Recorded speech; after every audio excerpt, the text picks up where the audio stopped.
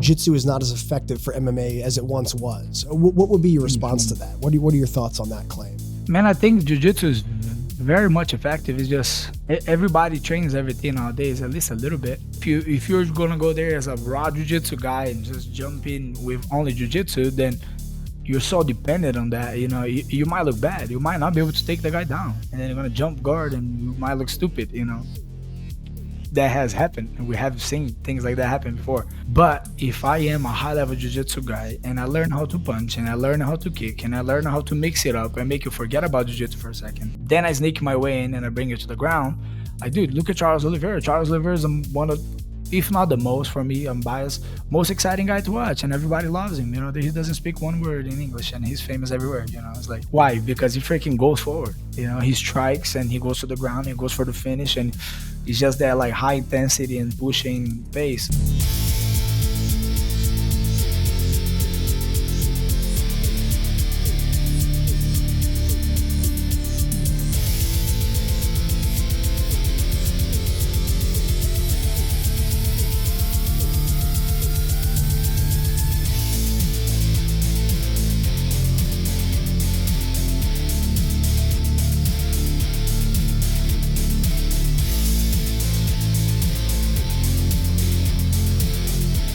Welcome back to the BJJ Fanatics podcast. I'm your host, Ryan Ford. My guest today is a black belt in Brazilian Jiu-Jitsu. He's also a black belt world gi Jiu-Jitsu champion, as well as a no-gi world champion. He's a Pan Am's champion and also the Kasai Pro 150 and 170 pound champion. He's also an American national champion and a UAE JJF Grand Slam champion. He's also now a professional MMA fighter and recently made his debut and won with a flawless performance. He's the head instructor at Hybrid Jiu-Jitsu in Las Vegas. Ladies and gentlemen, it's my pleasure to be joined for the fourth time on the show by one of my favorites, Renato Canuto. How are you today, Renato? Good, man. Thank you so much for having me again. Always a pleasure. Of course, I appreciate you coming back for a fourth time, Renato. It's always a pleasure getting to talk with you. Man, first and foremost, you just had a birthday that passed, so happy belated birthday. Secondly, you had a dominant MMA debut. So huge congrats on that as well. I'm looking forward to talking about that with you. So man, obviously it's something you've talked about doing for a long time. I know that MMA is something that's been in your sights for a while. So it was really great to see it come to fruition. What would you say was your biggest takeaway from your first foray into MMA? One thing before we move on, congratulations on your black belt, man. Brother, thank you for that. Since I was super happy to see. I was like, oh, let's go. That means a lot, brother. Thank you so much. Yeah, I didn't expect it. It was a surprise. So those are the best. Thank you so much, but that means a lot. Awesome. Thank you very much, sir. Yeah, congratulations. Proud of you. Happy for you. Thank you, brother. The MMA, I think, was something that I had been building up for so long in my head, and ever since I was a little kid, I think about it.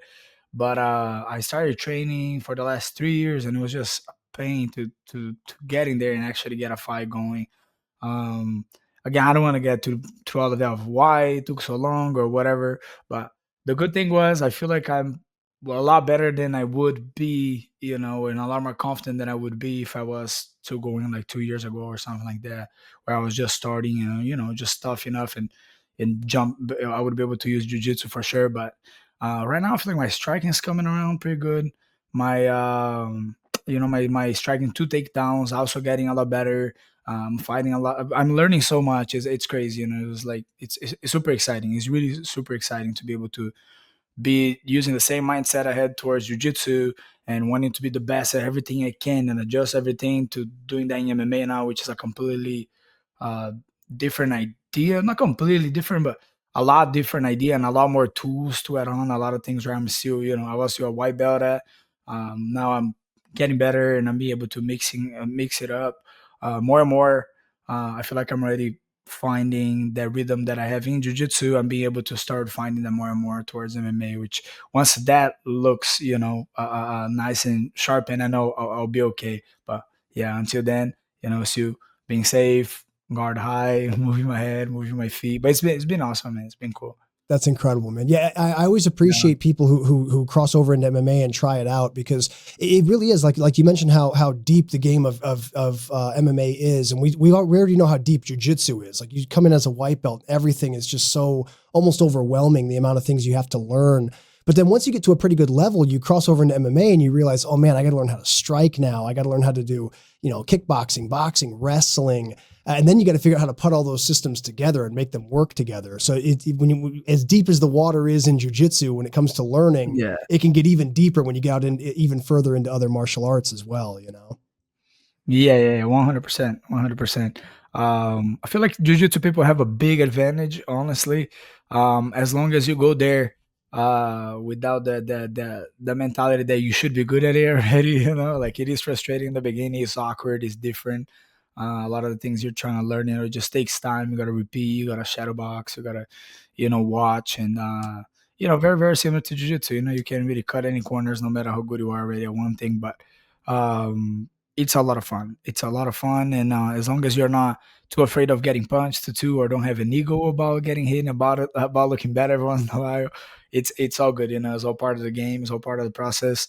I'm enjoying it a lot right now. Yeah, I feel like, of course, like there's always tough days, and there's times there like you're beaten up most of the time. That's the thing with MMA, that it is kind of hard, especially because I train MMA the same way I trained jujitsu my whole life. So I don't take like long breaks. Some other guys that already been doing MMA, I feel like they fight, they take like a good while of a break, and they come back slowly or whatever. I stay training year round, so it's a lot. It's a lot to cover.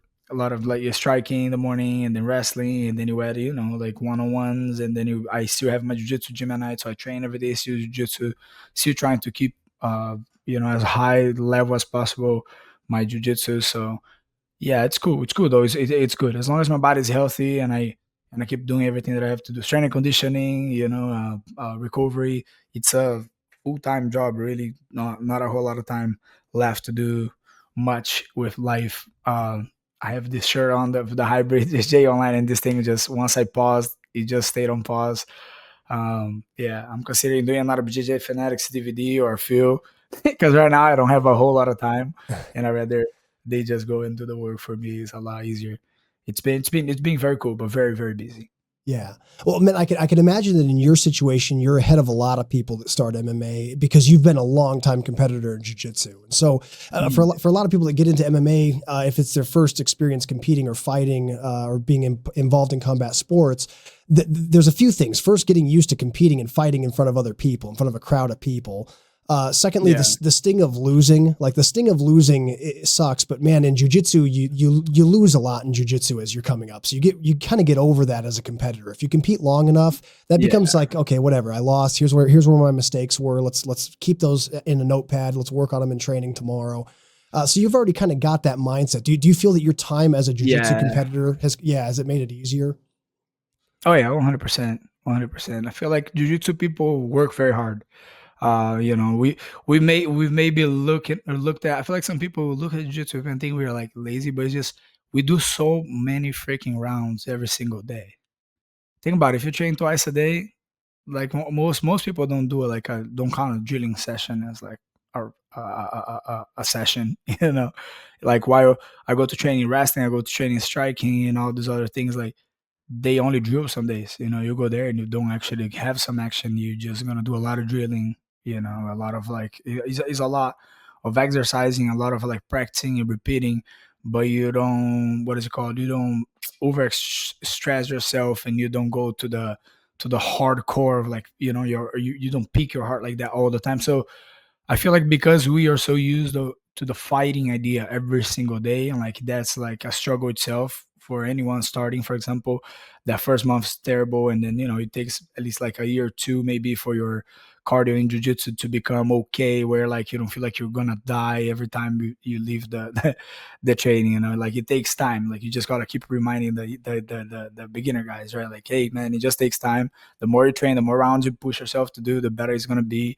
Um, so I feel like because of that, because of the amount of rounds that we do in general, we don't do as much maybe on the weightlifting room or conditioning or, I don't know, drilling maybe. Uh, but we push ourselves to the limit every single day. You know, if you're not going home like destroyed, tired, and you didn't do as many rounds, then you're probably not a high level jiu-jitsu guy.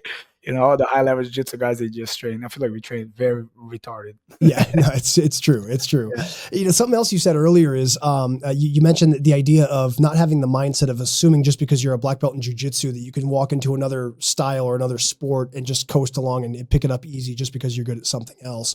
I think that's a really significant thing for people to hear, because I've even, like, in my own personal experience, I've walked into like judo training sessions or wrestling rooms and Yeah. assumed, okay, I've been doing jiu-jitsu a while, I should adapt to this pretty well.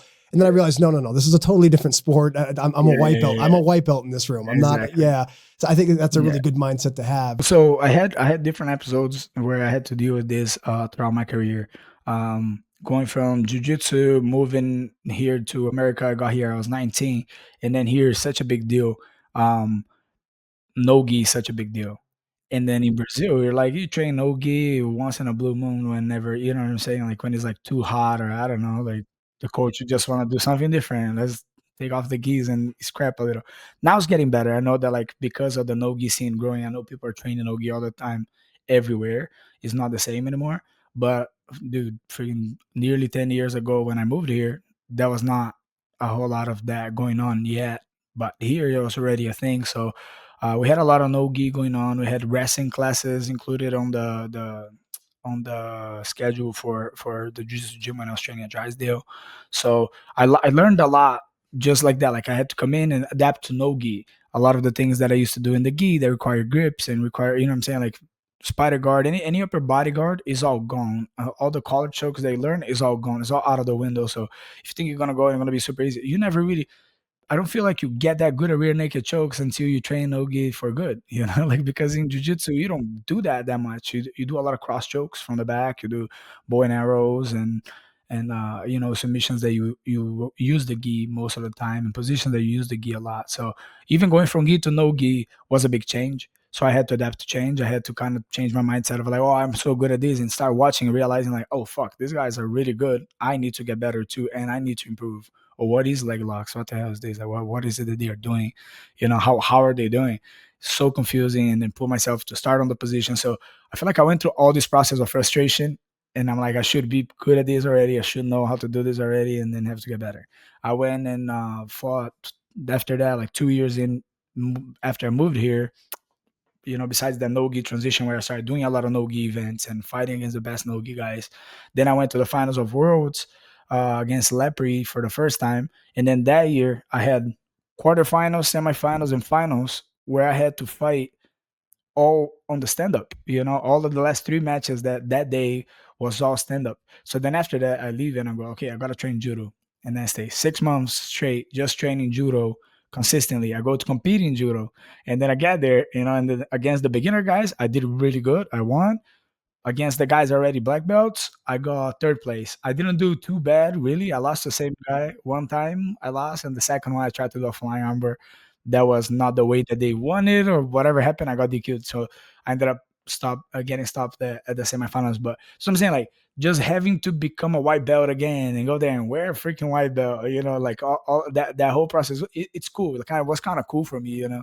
I don't feel like I am big headed. I don't have that big ego when it comes to training, when it comes to getting better, when it comes to competing. Yes, if I show up there and I look at you and we're, you know, across each other, I want to kill you. I want to show you that I'm ready. You know, we're gonna battle to death. Like I'm gonna do the best I can. But in training, if you're kicking my butt and you're better than me, you're better than me. I'm not gonna spaz out and freaking hurt you to try to get you away. And that's the same thing with striking. You know, it was the same thing with wrestling. You know, so I'm saying like for just adjusting judo or like training wrestling here, I had to freaking learn everything. Oh, I was foot sweeping a lot of the wrestlers and I was mixing up things that I do in jiu-jitsu already and was working. But I'm not gonna just stick with that and be like, I don't do like that. There's a lot of guys that are like that, unfortunately. Like but too bad for them. You know, I feel really bad for most of the dudes that I meet, especially in MMA. I've trained in different places now, so please don't think that I'm talking about any body specific. I've been on different places already training, but there is a lot of guys that are already like, oh, I got this. Like they won't listen, they won't ask, or they might. A lot of the guys don't even believe that jujitsu is a real thing. That's why I think it's hilarious. Like, okay, Well, allow this me to kid show wants. you. Allow me to All right, demonstrate. Yeah. or I won't have to tell you anything. I'm not even like, I'm not trying to correct nobody and teach people. It's not like that. It's not like, hey man, you got to do like this. Like I really try to be like cool about it. Like, oh, cool, that's cool. That's how you do it. Okay. I was like, well, yeah, because of jujitsu, I do like this too, and I do like that. And then some guys are like, it just doesn't work on me, man. We punch in the face after a punch. After you start getting punched, jiu-jitsu doesn't work. And I'm like, dude, I've been training just like you. I'm like, we're in the same class. You're not even better than me as striker. What are you talking about? So, over time, getting more and more confident. I'm like, that's what I'm saying. I'm always learning. I'm always watching. I'm always paying attention. I'm always asking questions every day. Even things that I already know, I ask just to make sure and double check, am I doing this really right, or am I just kind of thinking that I got it, like, or what is the way that you like little things. Like today there was a guy that he was like a more beginner guy, but like some guys, they find little things to where they feel safe. This guy kept sticking the handle like in front of my shoulder and stuff, and we're just doing boxing to takedowns in the end. And then after that, I went and asked my coach, hey coach, what are the options, what are the things that you like doing, when they keep the hand? Like, I do know some things and I already learned some other stuff. You never know. He might throw some options there that I never heard about, and things that I can learn. I don't see a whole lot of people, asking questions or trying to really get better or really paying attention to the drill. Because I'm a coach, I also feel like I want to be coachable. So there's a lot that goes into it, into like trying to learn MMA and seeing for what it is, and not just kind of like see ahead, throw punch. It's not easy. It is not that easy. That's excellent, man. You touched on something there that I'd like to zoom in on. You mentioned kind of like the vibe of an MMA gym. I think that for a lot of jujitsu guys listening that might have aspirations to fight MMA or to try taking an amateur bout, maybe they're going to, if they train in like an exclusively jujitsu academy, they may need to do some cross training at an MMA gym. What are some things, some vibe differences that you've noticed between a lot of MMA gyms and jujitsu schools that jujitsu guys might not be aware of, that they should be ready for? Dude, there's a lot. Honestly, it's a whole different vibe, really. It really is.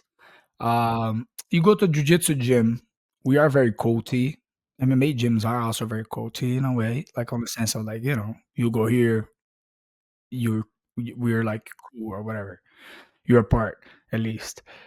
If you don't go there, or if you go somewhere else, for an instance, like, they no, you don't, everybody gonna try to kill you. It's like similar to jiu-jitsu in that sense. Like, you come in to visit, you train over there, we're gonna try to kill you. That's normal. You're not gonna walk into a different room in the same city and be like, hey, I train over there, those guys, can I jump in here and in sparring? People will probably check you. So again, not every single time. There's also a lot of guys that will be like, oh, this is a real good jiu-jitsu guy. Let me freaking see what's up. Let me show him what's up. Let me show him what jiu-jitsu, show him that jiu-jitsu doesn't work. I had that happen a few times before. No, he goes like, hey dude, cool, you're better than me, good for you. It's like, I'm not here for that. I'm not trying to be retarded and lose, a whole lot of brain cells. Yeah, Yeah, right. that's not my point. I'm just coming back, just moving around. Cool, you're good. Now there were also other situations where, like, people, I'm ready training, I'm like ready for that, like for whatever comes, and I'm training someone different. I know they're probably gonna try to kill me. Then yes, then I'll put my will. I'm gonna use jiu-jitsu. Now, with that said, not just the training part. Training is training, right? Like, some people go hard, some people go like, hey man, let's go easy. Like that. That's the same everywhere. Now the vibe, the thing that I think is most funny is you can walk into a room in a big gym, and then these dudes will literally look pass by you, and you see them every day. So you come in and like, hey, and you go shake hands, and the guy just kind of Yeah. like that. Not the Yeah, same so they kind of were. community feeling. Yeah. Yeah, Yeah. and then there's also a lot of different cultures. I'm in Vegas, so it's a lot of different cultures, a lot of people from everywhere, a lot of cliques, cliques on, not in a bad way, but just on the sense of like a lot of guys that, these guys hang out with each other, these guys hang out with each other, until you figure out like which group you're a part of. And like I was never used to that, because I don't know, I have my own gym in jiu-jitsu. I have to talk to everyone. I am a part of a big giant group. And even inside my gym, yeah, there's the guys that compete more and the guys that are, go harder. But I feel like everybody knows everybody. Everybody gets along. We keep the vibe check, like the whole time we're on top of it, to make sure like, nobody's is left behind. But yeah, in MMA it's just kind of like, especially, yeah, and especially in some situations, I feel like is that mean mug vibe, tough guy. you are coming in and you gotta know like we're tough over here. Or like I'm tough. I'm not nice. I don't need to be nice to you. I'm not gonna smile at you every day. I'm not gonna shake your hand every day. So then for a good while I was going, I would go and just kind of like not talk to nobody too. Just kind of get on that same group, like whatever, come in and do my own thing and go home. There's not a lot of like camaraderie unless our guys, like I said, you already know them, you already met them before, you guys trained a few times, then you build that like which is, I feel like it's also pretty common. But yeah, there's a lot of that. There's a lot of like what do we call high testosterone on in Yeah. the room, Yeah, for yeah, sure. yeah, It kind of but reminds me, like when I was a teenager, I'd go into, before I started jujitsu, I would go into boxing gyms. So yeah, I would do oh, boxing as a boxing kid. is crazy. Yeah, and so that Boxing gym is even crazier. that's a I nut. never Yeah, like. that's I even don't worse. actually Yeah. go to a boxing gym yet. I do want to go, but yeah, boxing gym. I've been to the Mayweather gym like once or twice, Oh my God. Oh, I would love to go. bro. And I'm like, I'm a little too white to be walking into a boxing to a Mayweather boxing gym. Not in a bad way, dude. They're just like, they're just like looking. They're coming with my broken ears, and they're like, "Who the fuck is this guy? Like, what's this guy's What story? happened to Yeah. this guy? Which dog stew is here?" Everybody's looking like, "Hey, what's up?" Like, there's no one place that people won't even like. There is even scarier, just like the boom. So like everybody in boxing gym, everybody's really tough. No, I know. I feel like MMA is Yeah, kind the MMA gyms I've been to, because I've been to a lot of MMA gyms too. But I feel like yeah, they're kind of in the middle. There's a it's like you said, it's still kind of yeah, yeah, yeah. there's still MMA's kind of in the that middle, mean. yeah. 'Cause there's wrestlers and there's like some guys, jiu-jitsu guys, some guys already been doing for so long they don't care. They're not like that stressed. I feel like the Brazilian guys are pretty cool. The Hawaiian guys are cool. Yeah, yeah, yeah, yeah. I think the bigger the jujitsu program, the more friendly the place kind of seems to be. Like if there's a really legitimate, like if you go to Yeah, ATT back when, like let's say like Ricardo Laborio was there and running the program, yeah, I feel like there would be a lighter vibe among the gym just because of the big jujitsu program. But yeah, I remember yeah, going from a boxing gyms where it was like extremely non-friendly most of the time, to a jujitsu, yeah. to when I started jujitsu. I was like, oh my God, this is like totally, like people are actually saying hi and coming up and shaking, like entering the room and coming around and shaking each person's hand as they come in. I'm like, dude, this is weird for me right now, but it's definitely more inviting. It's not that cool. So like keep doing jiu-jitsu, don't just drop jiu-jitsu and go full on MMA. You're gonna freaking hate the whole process. I feel like in that point because you don't have a home to go back to and people to hang out. So yeah, yeah. At first that beginning part figuring out, yeah, and even then I feel like I stayed in places, and it depends of the gym. I feel like smaller gyms a little bit cooler vibe, a little bit tighter, everybody kind of knows each other better. The bigger gyms, the bigger the gyms are, the more people that come to practice, the more like different people coming in and out, then the more like you get a little bit like, oh shit, like you don't know if you're cool, if you're not cool. Today is a good day, we're gonna go easy, you're gonna go hard. It's always like for me in the beginning that was really hard. That's why I'm glad that I finally fought, because big part for me was like, how hard should we be freaking doing this thing in practice? I'm saying like when I was in a smaller gym, I started training the same guys for a long time, and then a lot of them were amateurs. So then, we would send it at a point, and we were cool. After that, we were cool. Like they probably were like, "Fucking Ata's an asshole. He's mothering me, taking me down." But like, what I'm saying? Like we were cool. We were all like, figuring this out and learning. And we were all cool. We've been training together all the time. You know, we were getting yelled all together all the time. So we were getting better. You know what I'm saying? Like it was more friendly, was cooler. But then as I moved on to like training at different places, there was more and more like that. Like fuck, it's just a giant free for all here. It's just practice. Everybody learned their own thing somewhere else, and they're all here, and they're waiting for a call from the UFC, and so it's like I said, it's weird. Like some guys, I'm like, okay, I'm trying to go easy, and then the very next round, there's a different guy. We switch partners, and then this guy's trying to crack me and trying to hurt you for real, and they don't care. It's like that's how it should be. That's how you get tough. And then the next guy's like, no, no, just move your feet. That's what we do. Boom, boom. It's not, you don't want to get brain damage. So there's a lot of different ideas on training. That I'll tell you that there's a lot of people with a lot of different ideas of how you should do things. So I think you should go through all the process. Through a little bit of the scrappy days and some days of just working the technique. Isn't it? Don't get stuck on just go hard. You get stuck on just go hard. See a lot of guys that are like very tough, but then even you watch them fight and you're just like sad. You're like, what the hell, dude? You're so tough. You're trying to kill everybody every day at the gym. But same as jiu-jitsu, right? trying to keep everybody at the gym has such a big ego, and then you go to fight, but you train exactly the same way. There's no turning up. That's it. That's the way that the guy goes. So then now these other guys also freaking sending because it's a fight. Now we're both. So it becomes that like they don't even have like reads or reactions of like getting back because most guys are probably training with him like fuck this guy's trying to hurt me. Let me watch out. Let me move. Now someone's standing and cracking them back. They're like just don't even know how to slip or move or block. Like things like that. I feel like you do have to. You should work on your technique more than anything. And yeah, get a few days where like okay today I'm just gonna be tough and standing there, stay in the pocket. Yeah, he's very complex, like trying to figure out. So like, sorry, back to my point.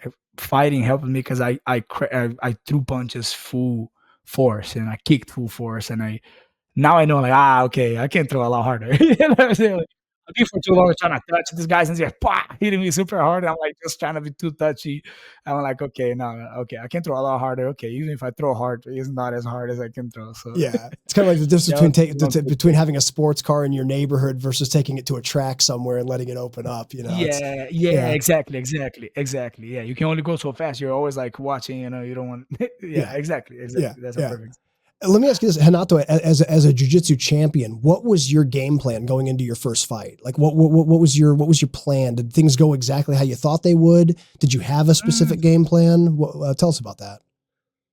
Well, it was a little bit weird. I'm not gonna lie. Like again, it's been a while trying. And people can say whatever. I said that before, and people are like, "Yeah, man, bullshit. You can get a fight anywhere." I'm like, maybe in Brazil would be easier. If I stayed in Brazil, people are tough, and we like Brazilians. I'm Brazilian. We're dumb tough. That's what we do. We throw it down. We go hard. Like we do. We do hard things. Like I said, like jujitsu, especially because it's Brazilian jiu-jitsu and that's the culture. We do rounds every day.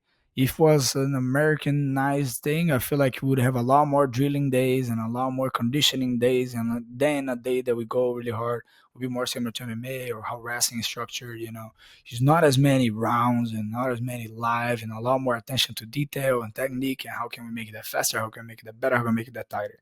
So here, I feel like a lot of the guys are very well, like they know very well the game and they see kind of how it works and they realize like, okay, if I have too many losses, I don't go too far on this thing, or like the big company is not gonna want me. So they're doing everything they can to do not get those losses. So then when I'm here to do my first fight, I can't get someone with less than 5 fights, because they're like, oh, this is a jiu-jitsu world champion guy. Or the now before was a whole contract thing that I don't like talking about. I don't even want to talk about it. Honestly, it's whatever, it's in the past. I'm past that. But now that I got out of it and I can compete here in the US, then the Nevada Commission is a lot tougher. Where like they watch video, they watch the guys, and they're just saying that like I can't fight a lot of the guys that they want me to fight. And then in California, where I wanted to compete, I could get fights a little bit easier, like or people who have less fights or people who are more around my level, really like as like a beginner, like they say they have like 1 to 5, 4 fights. But nobody was staying on it, you know? Like I said, like a lot of the guys are like, "Oh, I'm gonna do it." And then they think about it and they're like, never mind, got hurt or something like that. Like they get out and then this next guy. And then the friggin' the matchmaker, because last year when I was going to fight and I was just gonna say screw it and just fight here.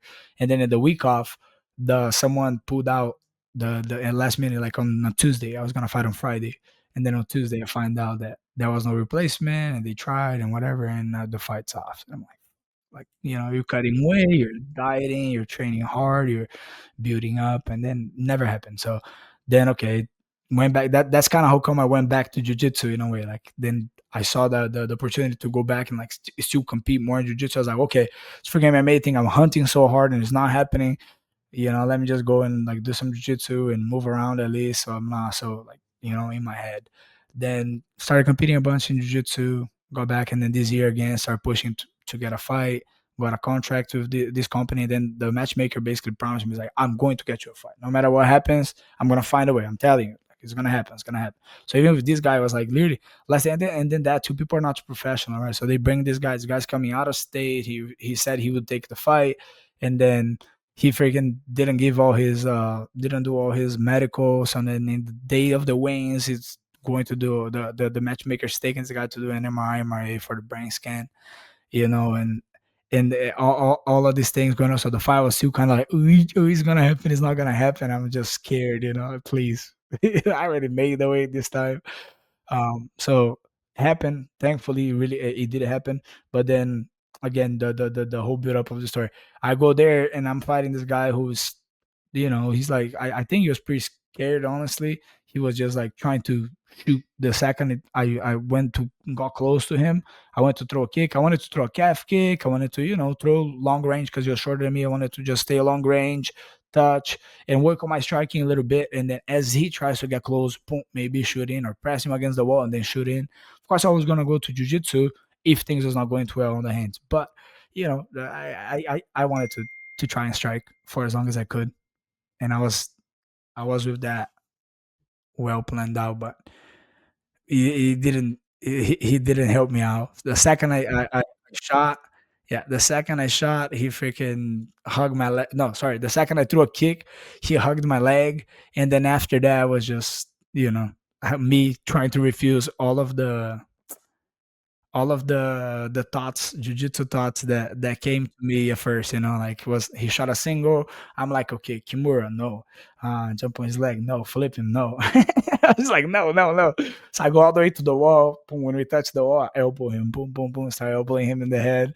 I'm just trying to get some strikes off of like wherever I can, and then he start because I know that hurts too. Because I've been like even just like that, like short hammer fist in training. You try to do a single, the guy goes like 2, 3 times. You feel that you're like, oh. So you Like, let go of damn, the stop, sinker. bro. Like, quit it, man. Yeah. Hey, watch out. Okay, okay, done, done. I'm not gonna take it down. Like I know it hurts. Go straight for the elbows, boom, elbows to the head. Of course, boom, he opens up his arm now. He's trying to like, readjust his move. Then I countered him, took him down.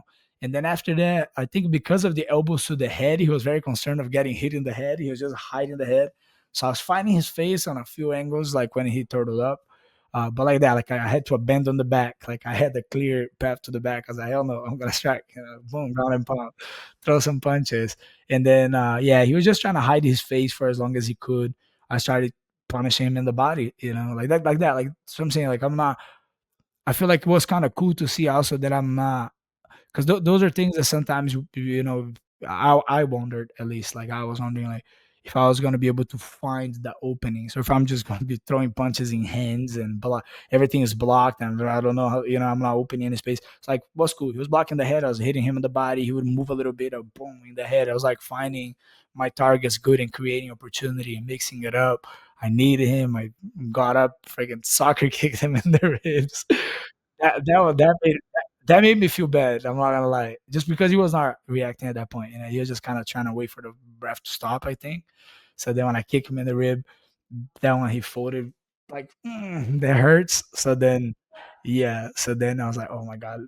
Man, you were hitting him to the body like his ribs insulted your mom or something, bro. It was brutal. You were hitting him hard, bro. Those are I great know. shots. Some of Yeah. the comments that I got was like, calm down, dude. He's gonna pay you. So he literally looked like that. I was like, I felt like such a bully when he was done. I was done and I was like, okay, cool, I got it. But like it wasn't what I wanted because I wanted to stand up a little more, and it was just kind of bittersweet. Then I get into this even when every time I win, you can see it in jiu-jitsu. Like it's not an ego thing, it's more like a perfectionist maybe thing. But it's just like I just train so hard to show how good I am. Like I train to perform. Like so then when the match doesn't go, when I feel like my partner doesn't dance with me and he doesn't bring it back, it makes me so sad. Or like when I underperform, or like I did, like I have a whole match I didn't finish or whatever. And like sometimes I just get on this like, "Ugh, fuck." And I was getting like that, and then I looked to the side, and my whole team was just like, whatever, like fuck, that was easy. Nobody was really hyped, nobody was too excited. And then I was like, oh, okay, whatever. I looked to the side, and my dad is jumping. Let's go! So then I got hyped. I was like, let's go, let's go. I was like, okay, cool.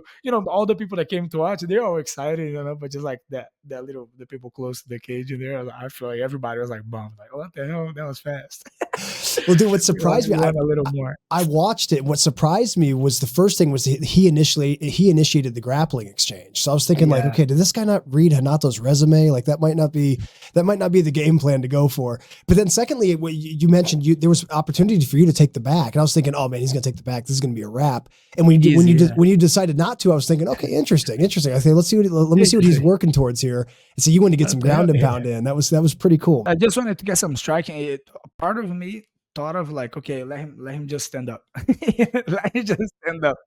Let him stand up. Let's reset this thing. That's the wrong strategy. But then, then part of me is also like, I grew up watching fighting, and I've been to events, and I've watched so many times guys who get cocky, or I wouldn't be cocky. I was just trying to do it in a way of like, okay, that's not what I'm trying to do today, but like stand up, let's strike a little bit. I need to get this out of my system. I need to get this experience. And then again, yeah, it was just what was there. So I ended up ground and pounding because I wanted to strike really bad, and I wanted to give him a little bit of space and sort of a chance of trying to stand up, but he didn't really. And he probably would be worse if he tried to get up. I wouldn't stop hitting him. I wouldn't let him fully stand up.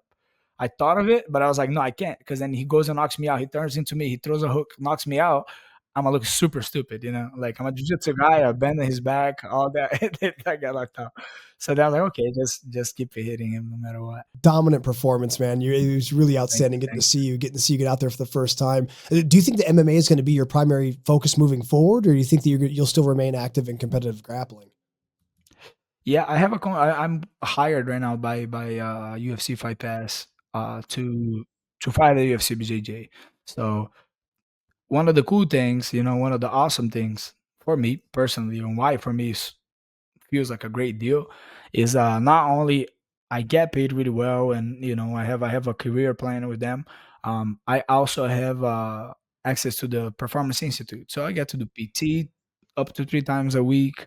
I have everything available: strength and conditioning, dietitian, I mean nutritionist. If I want to use someone for the mental work, they also offer that. I get to eat lunch every day over there. I already train over there anyway, but I always came as like a coach, or training with this guy, training with that guy. So that was pretty cool. When I got the to become an official UFC athlete, was like being able to come in and just be like, I'm not here for nobody. I'm here for myself. Put my name on the on the iPad. I'm here for Renato. I remember his name. So it was cool. It's been cool. Like for me, mainly that, like the recovery aspect of it, and the access to be able to be in the the high, have access to the highest level of not only the place but the people that are working there. Right now I'm doing everything really high level. So again, because I'm hired by them, I'm still of course going to be competing in jiu-jitsu. So every single day I do a lot of jiu-jitsu, and I work a lot on my jiu-jitsu. At least one time a day I'll be doing a jiu-jitsu class, a full class, and a lot of rounds. But depending on the time, if like, okay, I have an MMA fight coming up, then of course it becomes like a 60-40, definitely more MMA. But when it comes to jiu-jitsu, same thing again, just change a little bit. Um, so I just kind of adapt, I just adapt. One, I'll always keep adjusting and doing my regular classes, but when it's jiu-jitsu time, then my is more resting to grappling, focus for grappling. And when it's MMA time, is striking to wrestling. So honestly, I'm just keeping the same kind of like tough schedule. I'm not what, like I said, like what the only thing is that I change is I'll add an extra jiu-jitsu class in the morning, and then still go and do striking, and then maybe I'm not sparring the last few weeks. I'm not sparring like really close to the match. I'll take a little break on sparring, but I'll still go to all the practice, and I can still do it. So my class is like at 8:30. I work out at 6.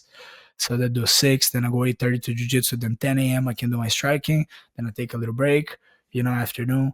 I come home, I eat, and then I go teach at around 5 o'clock. Then I either train at 5:15 or 6:15. So I get to do a lot. I start my day really early, but I got to do 3-4 sessions a day. Yeah, and I can do that. Like I don't feel like I feel like I've been doing for so long. It's like it's just part of it. Some days you're destroyed. It is what it is. Go there, get the work done, just go. Just drive. You're tired, go. You're feeling sore, just go. It's just go no matter what, just stay consistent. And then maybe like, don't have the ego of doing the extra one. Do the ones that you have to do and don't do the extra one if you feel like you're gonna get hurt. Like kind of like listening to your body and learning those things is also important, especially for me, because I'm my own coach for so long. Ever since I moved here, I kind of had to coach myself in a way, and I have guys that help me, and I do camps and things like that, of course. But because I am the one guy that follows my own career and cares most about me and my wife, of course, I push myself to the limit, and that means like past the limit. I always go a little past, and I always end up, some injuries or something come out of it, especially because I'm not taking care of my body like some people would, to make sure I can do all that. So I'm just going, yeah, 29 into 45. Well, Hanato, something I didn't even really think about until just now is the benefit of having a contract for the UFC's grappling organization, because that for you, man, that could be a really great foot in the door in the future. The path in MMA always seems really confusing. Like there's not exactly a clear path of how you get to the UFC, for example, as an MMA fighter. Like let's say we compared it to football. Like you'd start playing football as a kid, you'd try to make it to a high school team, then you'd try to win a state championship and do well at high school, and then hopefully get picked for a college team, and then do well in college, and then hopefully get drafted by the NFL, right? So it's kind of it's not obviously not easy to do all that. The times, like at this age, Yeah, like the it's steps. around, Like there's yeah, clear steps, yeah, exactly. high school, college, Yeah, college. but with So MMA, man, you start training at a gym, you take some amateur fights, and then once you feel confident, you can go pro. But it's then not it's not as professional as it's getting better and better, but it's not as professional as you think. So that's what I'm saying. Like even that, like just having access to the UFC PI is like, dude, I'm going to a college. I'm going to a MMA college here, and people don't have access to that. Like, shit, hell yeah, I'm gonna do jujitsu and use that to feed my MMA career, and put my foot, but like a step closer to where I want to be, which is the UFC, of course. Yeah, so that's part of it. I feel like that's part of the plan, and everybody knows that that's my plan. Like right now, they're having the UFC BJJ launch today. So today they're gonna have the first episode of the UFC BJJ Road to the Title, which is a reality show. Again, I've been hearing about it for so long, but then the official day came within like a month. They're like, "Oh, it's gonna be this day. You gotta do it." And I was like, "Well, that was not. We didn't really talk about that." And then I thought we were all in for MMA, and that was always cool. And you guys always said, I was like, if this is your primary focus, so they were super understanding. They're like, okay, shoot, we really want you on this. Dana White's gonna be on it. And it's gonna be such a big exposure. I was like, I understand that. I would love to do that. Like, can we change the date a little bit? So I can do this freaking fight. I've been waiting for so long to do the fight, and everybody knows my situation. At this point, like they know. So they were like, nah, it's fine. It's okay. Like, so now I'm waiting to see who wins the who wins the title. Even though I was like first in line, I've been doing good in the promotion and waiting, but it's fine. I'm totally okay with it. I did my MMA fight. I did the things I wanted to do. They didn't block me. They let me be, and then I'll be probably having to wait now. Whoever wins the title in on June, that will be the finals, and then I'll be probably fighting them next later in the year. I'll be fighting them as like their first defense will be against me. So I'm excited for that too. I've been knowing that they're going to have like all of that going on, belts and things like that. So my jiu-jitsu dreams are just as big right now, but also I narrowed down my focus. Like, and people out there might be like, "Oh, where's Renato in the gi? Where's Renato in this?" Like, I'm not gonna do everything. I'm not able to do gi, no gi, MMA at the highest level. And I maybe I could, but like, what is more beneficial for me? Like, where's my focus at? So I feel like I can manage doing no gi and MMA together pretty well. Especially because I want to keep my MMA, my jiu-jitsu for MMA very aggressive and at the highest level. I want to be the highest level in MMA, not just a guy that did jiu-jitsu back then and then now he's been training striking for 5 years and he freaking left jiu-jitsu on the side and he just used what he learned then. No, I'm still evolving jiu-jitsu every day. So like that's the level I'm bringing to MMA. I'm not. Yeah, it's gonna be cool, dude.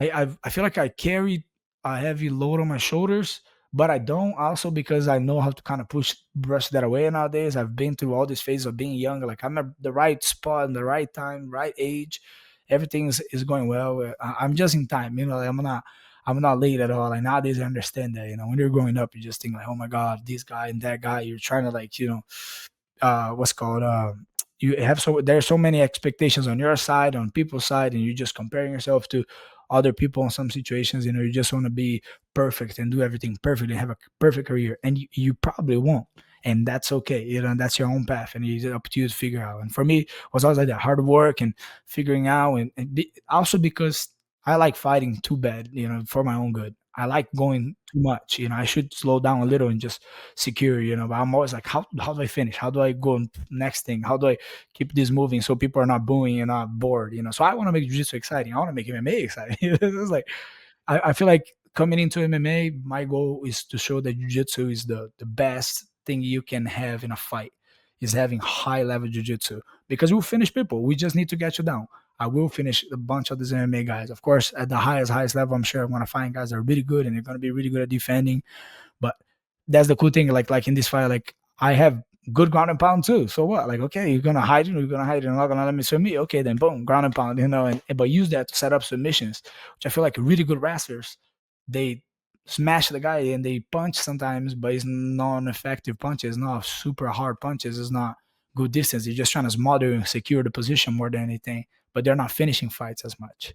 They're not knocking people out of the ground and pound. They're just trying to win the round and go to the next round. I don't want to do that. I don't want to get dropped in the next round. I want to finish people. So as much as I can, it's gonna be that. Like the goal is to finish people as many times as I can, either being ground and pound, striking, but my primary goal, of course, always gonna be jiu-jitsu. The second you give me the opportunity, but I'm bringing it to the ground and I'm finishing the fight. So I really believe so. We gotta take away already from the Sambo, the Russians, and now we gotta bring Yeah. back to where it started, right? Yeah, Back to man. UFC one. Anytime I see like a real high level jujitsu guy crossing over into MMA to carry the flag, I'm always like super Yeah. pumped and stoked. There's a few of us now, like in different places too. It's very cool. It's very cool to see. I'm It is. happy to, like, I'm still a jiu-jitsu fan no matter what.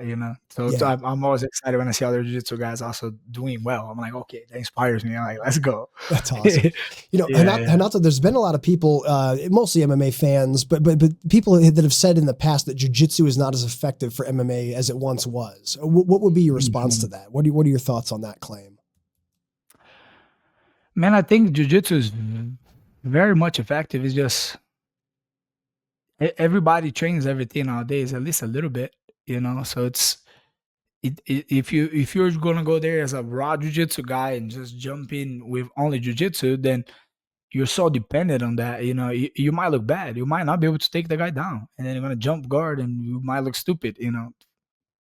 That has happened, and we have seen things like that happen before. High level jiu-jitsu guys come in and just hit the bed. They just like go there and freaking. We like, dude, where's the IQ? Like, where's all the other stuff that you've been all this time working on? Like, I can't just rely on jiu-jitsu alone. I'm not saying that.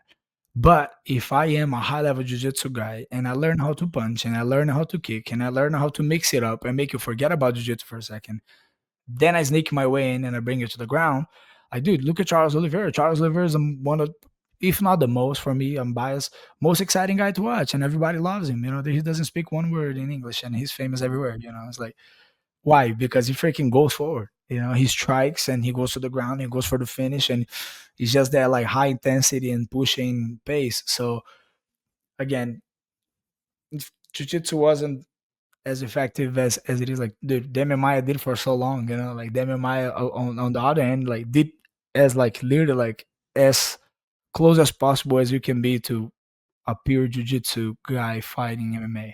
He was not trying to strike for too long. He was very clear. I'm going to grab you. I'm gonna bring you to the ground. Either being like a half guard, like sucking into half guard to come up in a single, or sucking into half guard to flip them, or going towards the back, or using the single to take them down. Like he would find all the different ways to get sticky and get people to where he wanted. And he just freaking mauls people and just smothers them the whole time. Guys are literally smothered. And when they have a guy like Demian Maia or Khabib on top of them, like guys that know how to use the ground and know how to keep pressure on you, like it's terrible. It sucks. Like I train with Adam right now. Adam is so heavy on top. I do. It's terrible. He train him. Like when he gets on top is when he gets bad. When he's sweeping is the fun part. Does he suck that he's so good at freaking butterfly? Yes, but when he gets on top, terrible. It's like that's me. Yeah, it's me watching these guys are like, don't train jujitsu, and then maybe they did a camp or they do a bunch of sprawls and they're like, yeah, I got this. I'm gonna fight this guy and he's the best in the world on the ground and I'm gonna do good. I'm gonna do great. It's like it's not really like that. So again, big I think jujitsu is the most effective fight on the sense of finishing people, because if you are able to make that happen, if you're able to close in the distance, if you are able to work on your wrestling, or no, like not pull guard, like pulling guards not the way, but there's ways that you can pull into a setup, pull into a sweep, like we've seen Buchecha do so many times already. He shoots, and that is the guy tries to sprawl, he pulls into a heel hook, he pulls into a sweep, he's like flipping you with the knee in the middle. It's like a butterfly sweep off the shot. So it's like I might still have to shoot. I might have to, hug you. Like that. It's not only the shot's not the only way. That's my whole thing too. Is like I feel like a lot of guys just narrow down their idea of how I can bring this to jujitsu, how I can bring it down. So I don't know. I feel like the highest level jiu-jitsu guys, they would do great in MMA as long as you learn how to see things, how to keep your hands in position, how to move your feet, learn the distance, and not fear. Which is like that's big part of it. I feel like because you do jiu-jitsu for so long, you don't get punched your whole career, and then you start getting punched. A lot of guys, they look fearful of getting hit. Dude, you're gonna get hit. If it's not gonna kill you, it's whatever. Like you better kill me. It's like that's what I'm saying. Khabib again. If you look at Khabib's fights, he'll walk you down the whole time with ugly striking. He fought McGregor like that, and he'll get cracked at the hardest spot, but he has a hard head too. He'll eat it and still come forward and hug you, and then take you down and smother you, and then you're just getting literally smashed the whole time. So it's definitely effective. It's 100% effective. I feel like a lot of the guys that never train jiu-jitsu, they're the only people that are going to say something like that. And of course, jiu-jitsu people are going to be biased towards jiu-jitsu. I've been training for long enough now to tell you that, yeah, the highest level guys with striking, if we can bring them down, they're just as vulnerable, as much as like they want to believe that like, oh, this guy has only jiu-jitsu, he has no good striking. Okay, just hope he doesn't bring you down. And in my case, because I can wrestle, I can do a little bit of judo. I'm always finding ways. I feel like I'll be able to show the effectiveness of jiu-jitsu to its fullness, with adding like like in the bigger picture, the goal is to be able to strike and do everything. We have guys doing that already. People just I feel like choose to ignore it. Like we had Jacare, we had Gilbert Burns, we had all these guys come in and do it. Of course, Charles is doing it at the highest level now. Damian Maya did it. So a lot of good guys. A lot of good guys already came and went and did great for jiu-jitsu as well. But yeah, I think right now the people who are in right now is the people who are going to make a difference. And Obviously no one's going to be more biased than like a world champion in jiu-jitsu and a guy that hosts a jiu-jitsu podcast. So, I mean, obviously you and I are biased here, but I agree with you that I think early on in the very early, I think sometimes people confuse things because they're comparing the very early days to the more modern era. And what you have to remember is in the early days, it was style versus style. So it was a kickboxer versus Royce Gracie. It was a wrestler versus Royce. Even in the early 2000s, even as a lot of time had gone by, it was more mixed martial arts. It was more of a hybrid style, but every guy kind of still had their primary thing, like a wrestler that could strike a little bit, or a striker that could wrestle a little bit. Nowadays, dude, jiu-jitsu is one of the primary ingredients that you have to have. Just like you have to learn how to box, just like you have to learn how to wrestle. Yeah, so to say that it's not as effective as before, I think what it is that the level of overall has just been brought up to a point. the people that they are watching, though, you got to remember that they also say that because you watch a lot of striking, and again, in the UFC especially, they don't want a lot of guys that hug people. Like the most of the wrestlers that go there and don't finish people and just take them down, they get cut. Even you can be freaking undefeated and you're still gonna get cut because you're boring. Like so. Again, you still gotta be exciting. You still gotta finish. Like I said, like the goal is to finish, not to show that jiu-jitsu is good and take them down, take their back and stay on their back and not be able to finish. Like you gotta find a way to finish too, or if you are there, you're at least active and you're progressing towards like the finish. You're trying to finish, right? That's the least you should be doing in a fight. Is like trying to get the finish so you can win the round. If at the least, like if it doesn't work, not just hold the guy down and bore everybody and wait for the time to run out. Like that's the reason why we don't like watching jiu-jitsu too on some days. It's like guys are just fighting for the score or fighting to just wait for the time to run out. It's not that fun. It really isn't. So But when you put guys that go forward and push the pace and go hard, it's fun. It's fun to watch. Same goes for boxing. You know, see those guys, two guys really good at missing or full work, and they don't hit each other. They're just, they can be very a cold fight, and it's not that fun to watch. I've been to a few boxing events. I feel like Muay Thai is probably the only thing that I'm gonna watch. Always gonna be exciting. they just they're just cracking each other. Oh my god, they crack each other the whole time. They stand, they don't step back for nothing. Yeah, they're just freaking. It's just boom, clack, clack, clack, clack, over and over again. You're like, jeez, that looks super painful. Wrestling is fun too, but you can also, be boring. Or you watch a wrestler in MMA, it can be very boring too. So again, the reason why I feel like people judge jiu-jitsu so much is 90% of the guys in the UFC are strikers. They're strikers or they're wrestlers. There's a very few select people who go from jiu-jitsu to MMA. I feel like because, like you said, like how football has a structure, I feel like wrestling has a structure too. So when they are done with wrestling and they are out of college and they're like, oh man, maybe I don't want to keep doing this, or like there's nowhere else to go. I'm not gonna stay here in college doing this. Like, where else I go? Or I stop? Nah, I'm gonna fight. Like that's the next thing. Versus for jiu-jitsu people, we just keep freaking. Let's collect 10 world titles. Let's win this. Let's do the Grand Slam. Let's go. Fight the super fight. So like you stay so busy. Like myself, for example, like I probably should be fighting since I was like super young, but jiu-jitsu got me so busy, and my goals just got bigger and bigger. I never fought earlier on because I just didn't have the time to focus on it. I always wanted to do it. So now I'm finally doing it. So like, there's not a whole lot of high level jiu-jitsu guys who are like interested in doing MMA unless they hit a wall and like COVID comes around and people sit down at home and realize like fuck, like this, when we don't have even that we've been doing, like what are we doing this for? Even we're still broke. We don't have a job to rely on. We don't have a career plan. We don't have a retirement plan. And then I feel like a lot of guys was like, oh, I want to fight MMA.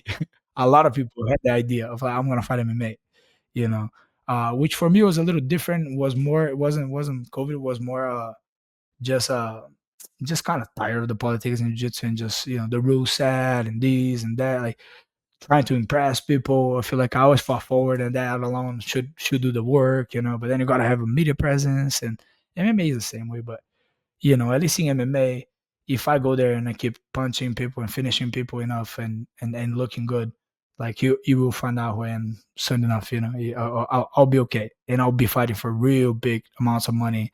Where like I might not be the even if you don't become the most famous or the guy that does the best in that business, like in the niche, you're still gonna be doing well. You're still gonna be making plenty of money. You'll be able to retire good. So that was part of it, but a lot of it was just like I said, like my problems with the rules and these in jiu-jitsu. Like I agree with MMA guys.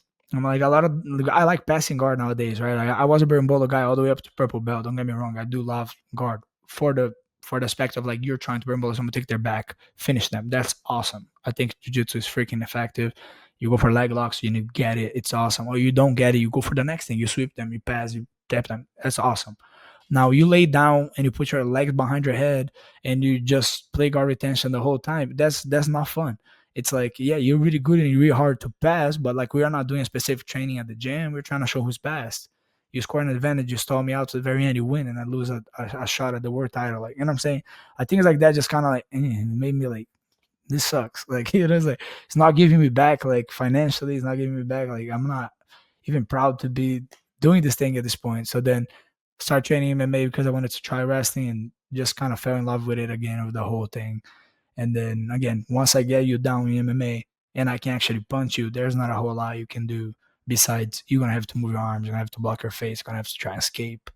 There's more motion. It doesn't pause. When I get to like a submission only event, I had a bunch of draws at the PGF, and that was a big part of me arguing with them. And I'll be coaching right now for them. So I like the event, I like the idea. But then they put submission only for 6 minutes. A lot of these guys realize like, oh shit, I'm going against Renato. This guy's so good at taking arms. They just hug themselves, they lay down. I pass their guard. Finally, they just kind of squeeze in and tuck their chin and just, I'm like, well, what are we doing here? You're not even trying to win. Now you're just trying to survive to call it a draw. It's like, it's so, it's just dumb. It's just upsetting, in a way, like for a fighter. Like I'm a fighter. I like watching. So I wouldn't like to watch that. So I don't agree. So then, like I said, MMA it gives me a lot more opportunity to make things happen. Yeah, I mean, what's been interesting for me is my first class I ever did in jujitsu was at the very end of 2005. And I remember Mhm. that when I was in the academy, there was two groups of people. There was either people who were there to learn self-defense, or there was Yeah. people who had ambitions to fight MMA and they were learning jujitsu to apply in MMA. Not long after that, the sport of jujitsu started becoming there started to be groups of guys that were really just into doing jujitsu tournaments. They wanted to go out to Worlds, they wanted to go to Pan Am's, American Nationals. And then that started to grow. And then that started to grow by the time, man, I would say by the time I was a purple belt, which would have been like 2018-ish or something like that. By the time I was a purple belt, I noticed that the direction was kind of half and half of self-defense guys, a little bit of MMA focused guys, and then a lot of guys that wanted to just do competitive jujitsu. Nowadays, with the introduction of things like CJI and the UFC and having a grappling league and paid events where guys are making money and there's opportunity to make money, and now I see the amount of people that are wanting to cross over in MMA diminish even more, because now it's like, man, why get punched in the face? Why get punched in the head when I could keep doing jujitsu and make money? I feel like though there's not going to be a lot of people, if you take the entire group of all competitive jujitsu guys across the U.S., let's say. There's not going to be a huge percentage of them that are getting the big payouts, that are getting the big paychecks. It's going to No, be yeah. it's going to be a very small minority at the top that make those kinds Yeah, of big paydays. exactly. Yeah, it is a tough gamble on both sides, right? Like, I Yeah. mean, jujitsu, you gotta be so freaking good in jujitsu to be able to make money from jujitsu, Oh yeah. Yeah. competing, Yeah. competing wise, you know. Now, if you become a good instructor and like there's different ways of doing it. You're good at marketing yourself. You're better off those things money wise. If you're better at marketing, if you're better at staying on top of social media, if you're better like teaching short videos of techniques and building an image somehow and selling a product somehow or having something to offer for the clientele for people to go and like hire you or buy your product or whatever is it like, then that's an easier way than just like, oh, I'm gonna go and compete for this person, that person, want to make a lot of money. That takes time. That takes time. And like the money comes one time and then it doesn't come again in a little while and then it goes again. And then like you said, like there's a very few guys there that make really good money and they're like all the time busy or whatever. But it's not a whole lot of people. So again, you can do it 100%. It is really freaking hard to do it. It really is. It's not impossible. It is hard though. Takes a lot of commitment, takes full commitment. But in MMA, also, I see a lot of guys freaking. If you're gonna do mid level anything, you're just not gonna make that much money. That's it. Yeah. Anything. Plus you get Yeah, the brain damage that comes with it. dude, So you yeah. can be really good at video games, and you're not freaking the highest level of like playing video games. You're not making money, dude. What are you doing for life? And then how about I want to be pro? I want to make this thing that you probably sucks, like right? Like for the parents, they're like, man, they don't understand. They're yelling at you. Same thing happens for jujitsu guys. They're yelling at you. They're like, man, what are you doing? Go work, go Yeah, study, go go get do a something. job. Yeah. Hey, man, what are you doing, dude, with your life? MMA is the same thing. It's like, dude, these guys are freaking struggling. Nobody has freaking nothing. Nobody has any money. And then you get to the UFC and you have to freaking do good in the UFC, and then you see money. You don't see life changing money right away. It's like even in the UFC, honestly, like, but again, in the UFC, if you're consistent, and that's Yeah. the main thing, and even in jiu-jitsu, if you're consistent with your results and you're like, you have more wins than losses and you're fun to watch, like, they will keep you around. Same thing as jiu-jitsu, you're consistently doing good, and even when you lose, you go there and you put on a good show, they're still gonna bring you around.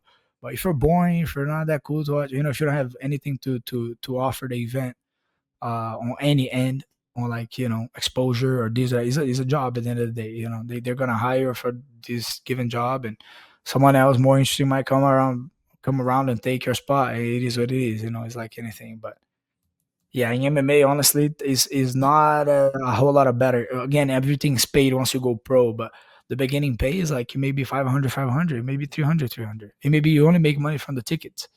Yeah. And then I think like I don't know how much the UFC pay, but I want to say like you make less than 25,000 or less than 30,000 a Yeah. fight if winning, and like you make maybe 15,000. Like I don't even know how much it is to say for sure, but I don't want to. I want to say you make less than 20,000 for just to show in the UFC. And for some reason, that sounds like a lot, but you're gonna get one MMA fight or up to 3 a year. So like that's your salary to pay all your bills and do everything. And that if you're living here and you're like, again, that everything costs money just to make a living. You have to pay the gyms, you have to drive a car, you have to buy food. You're still gonna be spending money. So you don't make a lot of money. Now you stay consistent, you do a good job, you're always there. Eventually, they're gonna show you more and more love back. Your pay only increases; it doesn't decrease. You know, you do better in the long run. But that there's a lot of guys that don't make that. There's a lot of guys that come in and do 2, 3 fights in the UFC and they were not ready yet, or I don't know, they're just not what they wanted, and then they just send you back home. You Yeah. want to fight the last one, but you're not that cool. Out of Yeah. here. We need more spots filled. There's a lot of people trying to get in, so Yeah. that's basically how it goes. So even for me, I'm not rushing. I'm not trying to come here and be like, oh, I want to fight in the UFC next. I have one fight. No, I want to get few fights. I want to get a feel for it.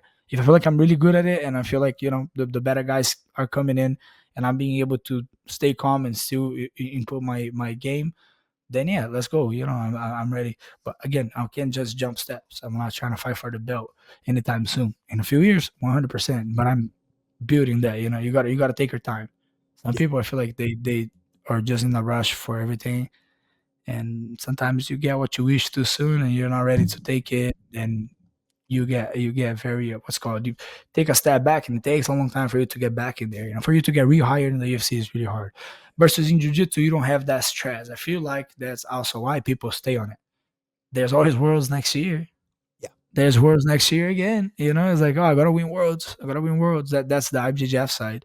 Or in the Nogi side, there's always like small events that you can keep doing in between, so you feel better about yourself after you lost ADCC. But you're gonna go and win this and win that, and now you're feeling a little better. But if you have to sit around and just wait for a call, that sucks. That's kind of the MMA case. You sit around a lot, and you just freaking the mental health on MMA. I feel like it's not good. Yeah, with jiu-jitsu, Yeah. it's just a matter of signing up for tournaments or making sure you have enough credits for the year to Yeah, sign up for worlds. And yeah, exactly. you can always try again. That's a really good point. Yeah. Renato, let me ask you this, man. Like, in your opinion, what are some of the pillars of jiu-jitsu technique for MMA? Like, what, for jiu-jitsu guys out there listening that want to try MMA someday, what positions or techniques or concepts do you think are the most important things for a jiu-jitsu fighter to bring with them into the MMA cage? Honestly, from top position, it's going to be half guard more than anything, more than passing. You're not too worried about guard passing necessarily. If you are going to guard pass, it has to be towards the mount. Or if you go towards side control, just make sure you are either capitalizing on a neck, like a guillotine setup, or something that will lead to the back. Then it's good. But there's no point into like passing guard so much in jiu-jitsu, in MMA, for the reason that people are just trying to freaking scramble and spin and get up. And it's slippery. It's nogi. It's like nogi, but doing nogi against like a wrestler. You train against a wrestler, like in nogi, you kind of will understand that. Like they're trying to find a way to get back up. So you gotta hold them down. So learning how to pin people is a big deal. I want to say half guard's a good place to be. Learning how to pick up their feet off the ground. If you're like you do a double leg, whatever, like shelving the legs, trapping the legs, how to do those things, I feel like was very helpful for me to keep people down, because then they can't touch the floor and they're just spazzing out and getting up, and now you're getting tired for trying to take them down. You can't even hold them down. So you got to be able to take them and build the trap, and not build to the pass, because the guy's not going to accept like a jiu-jitsu guy. He's not going to try and play guard. He's probably going to try to stand up. On the back, I feel like body triangles over hooks. Being on the bottom, attacking the back. That's a tough one too. Jumping on the back when they are standing is not good, even though it seems like a clear path. You're gonna slide very easily. You lose position, you fall on bottom. It's not a great place to be, even if you have like a great guard or whatever. If you're not effective with it fast enough, you're gonna get hit. Things can go bad, or you can get stuck in a shitty position. Close guard, try to keep your head against the wall. Try to keep your head away from being against the wall. If you're gonna play guard and you're stuck in close guard, someone good in the MMA, they're gonna keep squaring your head against the freaking wall, and it's really hard to move. You're just stuck. You have not a whole lot of mobility, and they're not trying to pass. They're not trying to strike. They're just trying to cook you and win the round. So that's a thing you want to be aware of. I want to say half guard, wrestle ups, attacking leg locks is very effective indeed, but you have to hide your face under their legs. That's the one thing that I focus a lot on. I hide my head underneath them as soon as possible if I'm going to attack the legs, because nobody's going to punch me effectively from behind their butt. It's not going to be great, But if I'm right here in the middle center line, they can throw full power and full force down, and you're getting hit from the person and against the mat. So you're getting crashed. It's not a great place to be. Now it's not like, oh, like logs don't work. Like it does. You just gotta keep things moving. Like MMA, if you're gonna play guard and gonna try to be technical, you gotta keep off balancing them. You cannot let them think striking. They gotta think defend, defend, defend. Oh, off balance, so I gotta post, I gotta stay on top. That's time that you're building that you're not getting hit, and you're trying to build the next best thing, which might be the back, maybe a wrestle up, maybe a leg lock, or attack the legs to go to the upper body, attack the upper body to go to the legs, escape, boom, get up. Um, yeah, I feel like those are a lot of things that I have like as concepts in my head whenever I'm like, grappling for MMA. I have a lot of things, a lot of little things that I like doing nowadays to flat people out. I got really good at flattening people out. I got really good at securing the mount and like really squeezing them in, like how Khabib does. You trap the person, you can posture up better. Now you can throw your strikes, and with the person, because you're mounted already, they don't have a way to shrimp, a way to slide off. They go and turn their back immediately. So it becomes, you can capitalize on a lot of things. And again, the good thing is we are very few jiu-jitsu guys in MMA, so there's a lot going on for us, and we are very feared in MMA. That's the truth. That's how people talk shit about jiu-jitsu guys. Nobody like going for freaking jiu-jitsu guys. Jiu-jitsu guys makes you tap you out, makes you feel like shit. You're not used to doing that. You're not used to being the guy that loses and accept and have to kind of tap out. It sounds like a lot. They will try to crack you the second you get up. So there's also that. Don't go tapping everybody, because you're gonna stand up fast and they're gonna try to freaking kill you the second they get up, because the sparring keeps going. That's the messed up part. You get knocked out, the sparring is done. You submit someone, you stand up and you get hit again. You go back to their world. I don't get it. So yeah, those are the things I would say. Yeah, and trying to find ways to the back. Like watch a lot of them in Maya, dude. Watch a Yeah. lot of them in Maya. Absolutely. What you mentioned earlier, like the idea how things get very sweaty in MMA. Obviously, there's no shirt, so it is different than no-gi, because at least in no-gi, like both practitioners, both participants are trying to take each other to the ground. But in MMA, you Yeah, might be fighting against a guy who's doing everything in his power to not go to the ground, and that can be hard when yeah, things are slippery. yeah. Do you anything in particular that you like to? Do you try to take things to the ground early before things get that slippery, or do you have any tools that you use when things do get slippery? What are your thoughts on that? Well, when they're slippery, I don't love jumping on the back. I'm not at this point, not yet. What I try to do is make their hands touch the floor. Keep their hands touch the mat. That means you're grounded. Like in wrestling, they consider that a takedown. Like if you're training with a wrestler and you guys do wall wrestling, they'll always say like, "Oh, but that's not a okay, but this is a takedown though. The two hands on the ground." Like, even though your knees are up, for jiu-jitsu guys, are like, "This is not a takedown. Maybe the knee down is a takedown, but this is not right." So there's different ideas there. So they're grounded. If you make them heavy to their hands and you stay double unders versus seatbelt, I would say double unders under the shoulders is better than seatbelt. Um, make them heavy on their hands. Use your legs to try and split their legs and make them, use a lot of hooks. A lot of like while your hands are working on the upper body, use your hooks to try and drop them to at least one knee. Then it's a good place to take the back when they're on one knee, when they're off balance, when their hands are on the floor. Little better place. Now just jumping straight up. Sometimes you just posture up, dude, and they're standing up tall, and you have to use your arms to hang because you're gonna slide down.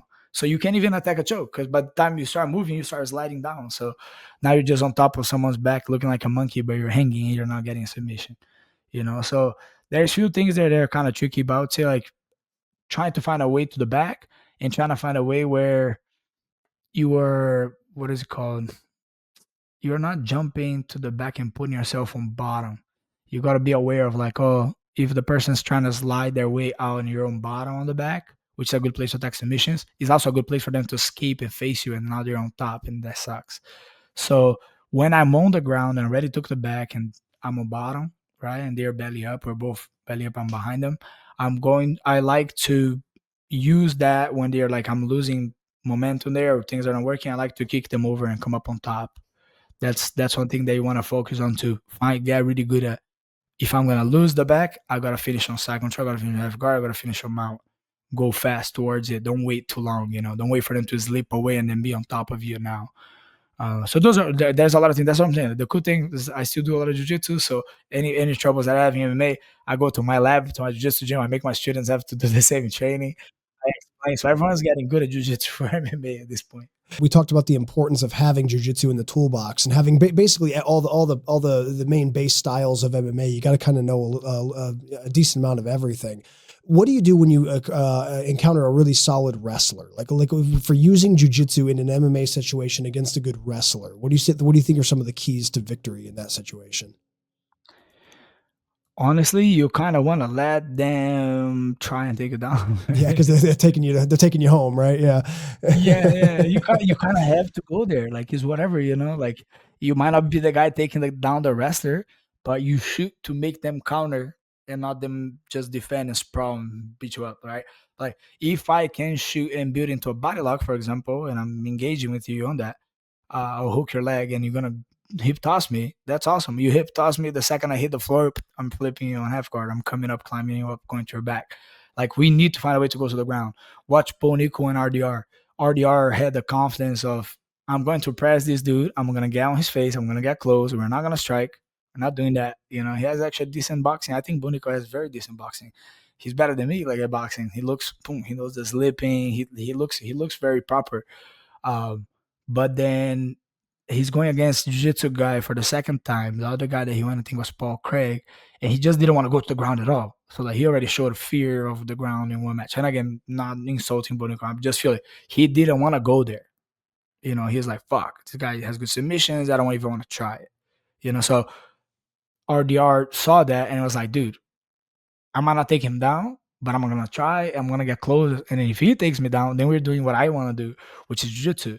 Because again, what he's gonna do? Try pin a jiu-jitsu guy? That's really hard. I know how to do everything from the bottom up. Like you're used to people turning their back to you, then you do good. So I feel like that's also part of the trouble that people have against wrestlers. So don't worry so much about, oh, I need to take the wrestler guy down, but worry about engaging to grappling exchanges. We go, wall wrestling is there, half guard. Like I said, like watch them in Maya, dude.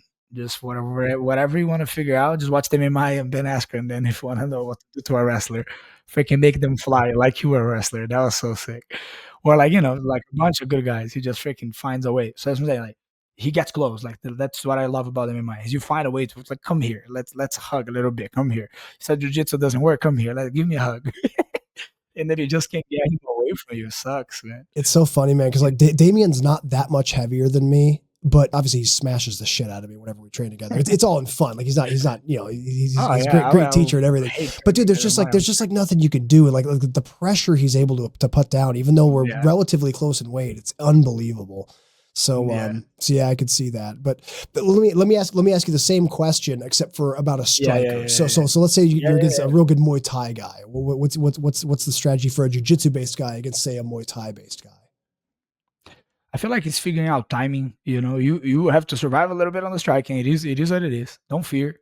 Don't panic shoot. Don't walk back. I feel like that's the worst is when people are walking back and getting hit and then they try to dive. Because now you do a step back and then and everybody sees that shot coming. You're gonna get knocked out, you're gonna get sprawled, you're not gonna get a takedown, you're gonna look bad. Now you're just, gassing yourself out, stressing. Don't stress.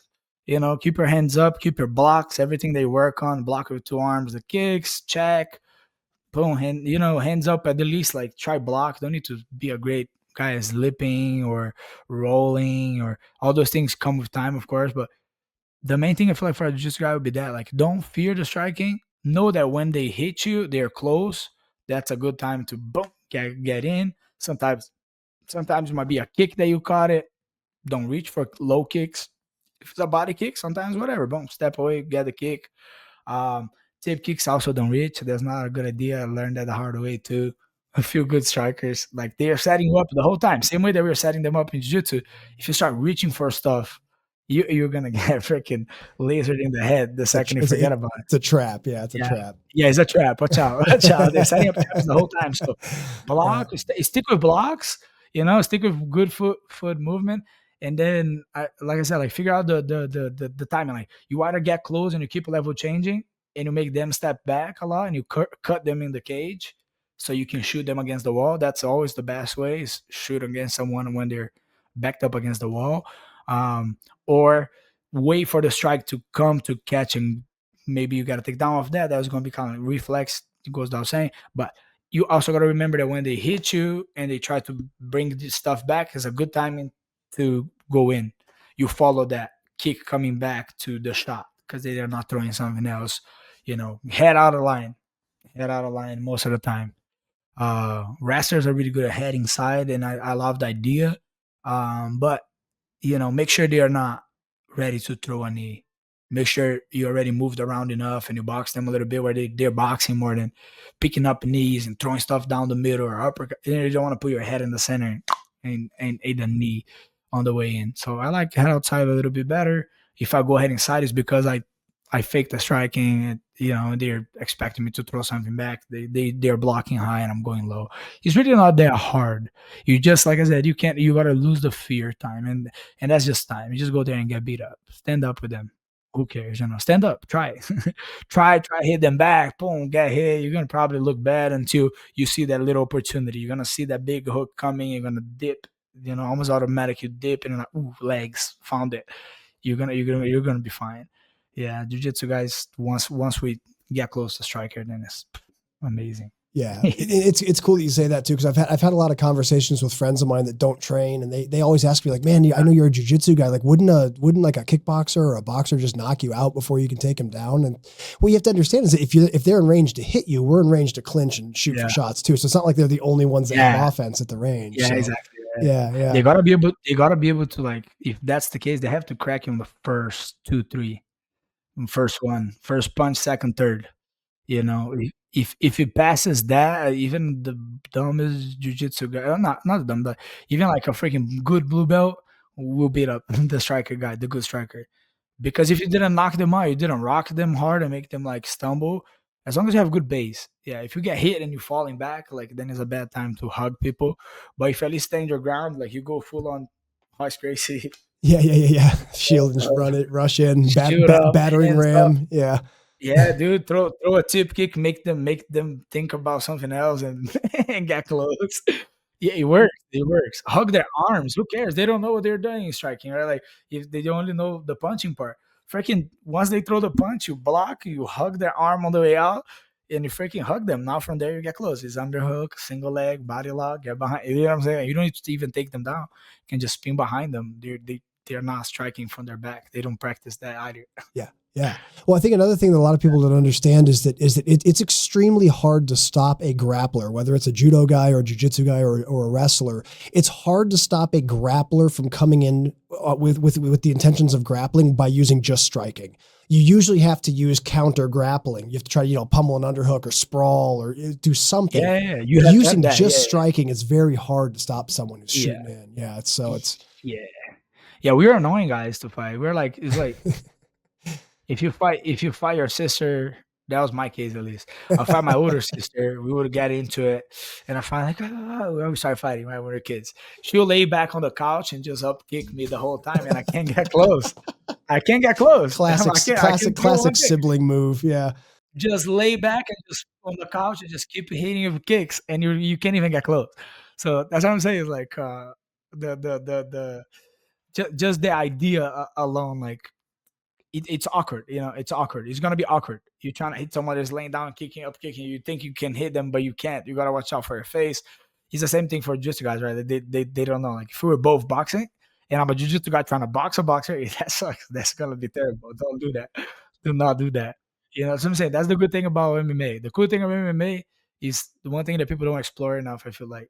It's boxing is very important, but then if you're a playing boxer and you don't know how to kick and you go against someone that done boxing their whole life, you're gonna get fucked up. And if you have good wrestling, great, take them down, then that's awesome. But I feel like if I'm going against a boxer, I'm long range, I want to kick. Right, against a boxer, I want to kick him. I want him to try to get close, and then when he gets close, he's jiu-jitsu. He's not boxing. He's still not boxing. This is striking from far, and now if I'm fighting a striker, a really good like Muay Thai guy like I said earlier, I want to get close, like whatever. He's gonna clinch me. He's gonna welcome me to getting close, then go for their body. Don't even try to pummel in a clinch if you've never done that before. Just freaking hug their body and squeeze them tight, take them down, trip them. With the MMA sparring that I've done over the years, the best success I've had with getting things to the ground is when people are committing forward. Like if I have to chase you of course there are people who wrestle significantly better than I do that could probably chase someone down. But if they're coming to me, if they're coming in to hit me, I can usually drop levels or And get it. cut an Yeah. angle. Yeah. Yeah. That forward baiting them to make that forward Yeah. momentum always kind of helps too. Cause they're thinking Yeah, more yeah, about yeah. committing forward and Yeah. landing shots And rather than defending takedowns. yeah, I feel like, like you just gotta build the confidence to throw one hard one back at them. Yeah. That's Yeah. all it takes. You gotta earn You're a respect. Yeah. jujitsu Yeah. guy. You're a jujitsu guy, right? You're like small fish in a big pond and we're standing up. And then, I'm a shark and you're a fish and I'm trying to get you and you're just backing up the whole time. And then eventually, I'm trying to take little bites and playing with my food. And then you come and take a bite at me. I'm like, fuck you, dude. You try to throw a hard one. They always try to throw harder. You Yeah. crack them once, pow, back. And they're beating you up the whole time. You're just eating, whatever, right? You throw one hard one, and then this guy's eyes go big and they go like, here he comes. Whoop, and then they load, and all you do, you lever change, take them down. Yeah. That's the best. Get him, That's the best. get him angry and get him running forward. Oh, and then sure. and then you act like you're gonna hit again. You're like, what's up? You like that one? Watch this one. And then shoot. It becomes that first takedown you learn. You bring the hands up and you double leg. You just clap. Tackle the giant. Strategy and tactics, my friend. Yes, Renato, yes. what striking style do you think suits you best? What do you think fits your game the best? Kickboxing. Kickboxing, yeah. A lot of kickboxing. Uh, I'm just learning a bunch of stuff too, but I'm getting better now at lateral movements. My coach is really big at in and out, forward from forward and back, forward and back. Not a lot of standing in the pocket. I do have to work on that even more at some point. But I like where I'm living right now. I like living on that, get out.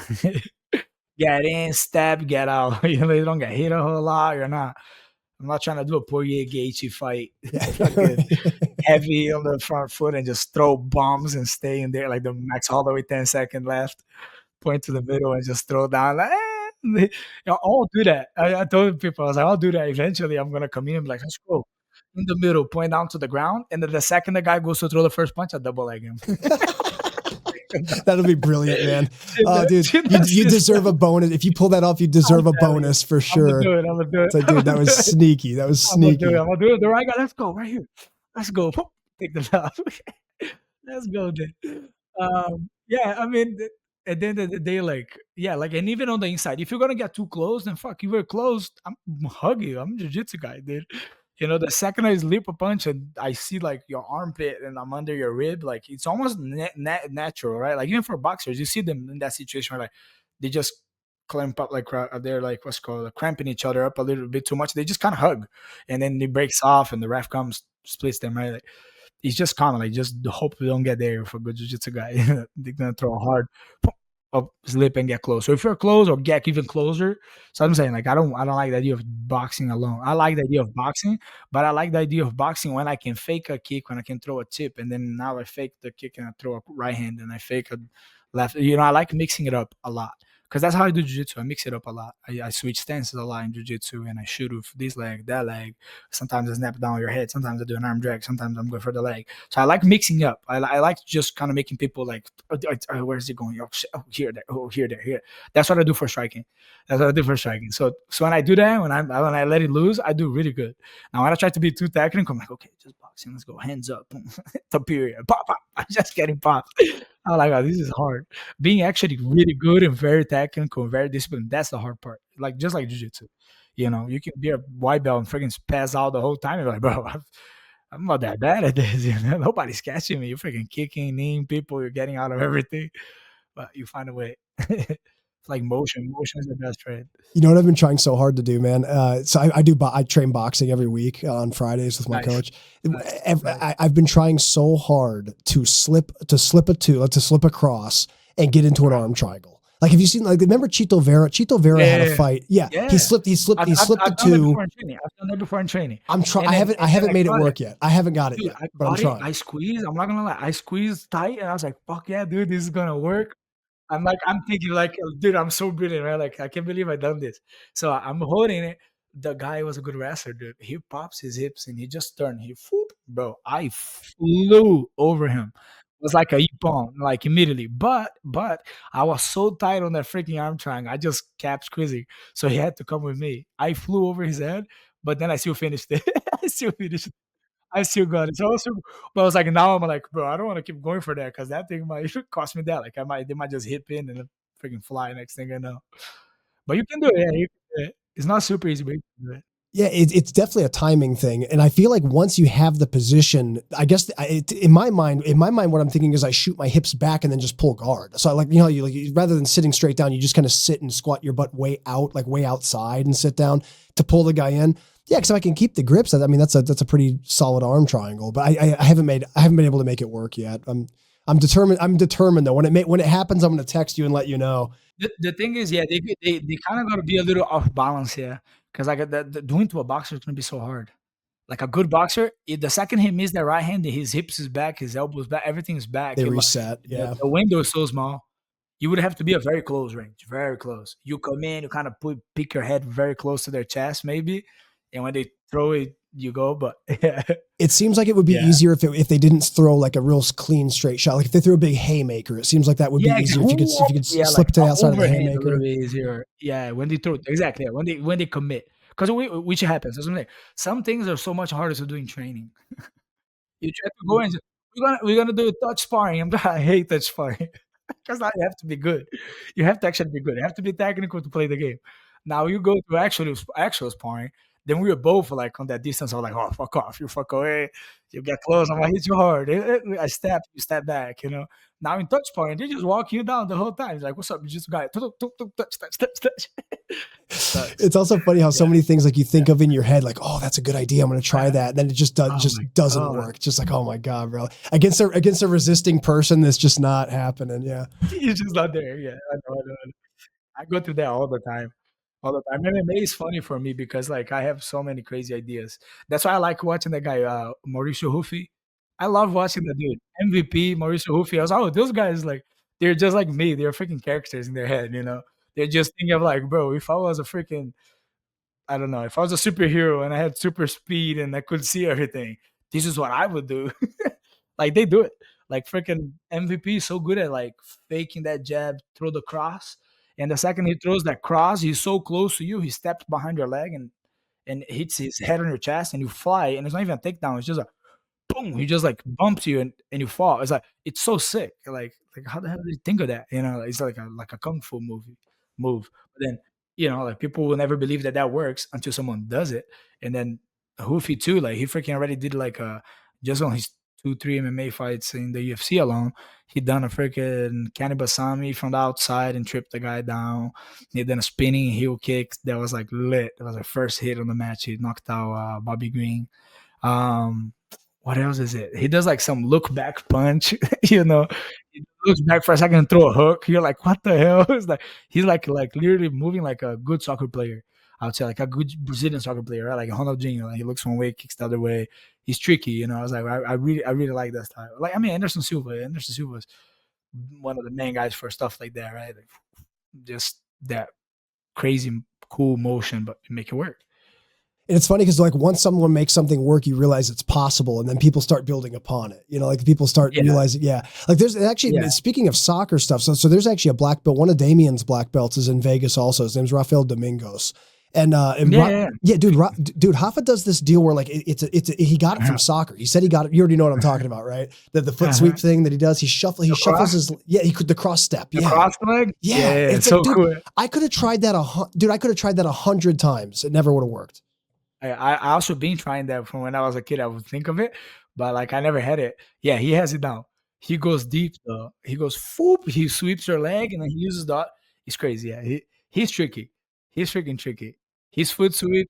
His foot sweep is not like a foot sweep like to sweep it. It's a catch. It's an ankle pick. Yes. Yeah. Exactly. It's like monkey. He hooks it. Feet. He grabs it. Come here, and then he picks it up. A second is up. He grabs it with his hand and kicks the other leg. He's really good at it. Really good at it. Really good at it. I remember he went to teach a wrestling class here, and then people were like, they said that. Well, I wasn't in that class, but I remember the story because it was just funny. He just came back to Drysdale in the day, and then he was teaching wrestling class that day he was covering. It's like the first rule in wrestling is don't shoot. Everybody's like, wait, what? Don't shoot. Here, look, here. And then he started showing that how to trip them, how to use the foot shift to the ankle pick. Yeah, he's freaking good at that. He really is. That and the guillotine.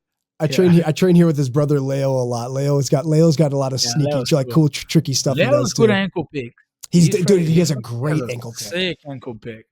because when we were purple belts, we fought, and he freaking ankle picked me. Like I knew he was gonna ankle pick because I saw him ankle picking someone. I think the match before, so and then that was when I learned about the switch ankle pick, which like even wrestlers don't do it. Like I do it because of Leo. He acted like he was gonna ankle pick my front leg. When he went for it and I stepped back, I was like, ha ha, I knew it. He grabs the other leg. He goes, boom, boom, catches the other leg too, and his suit get taken down.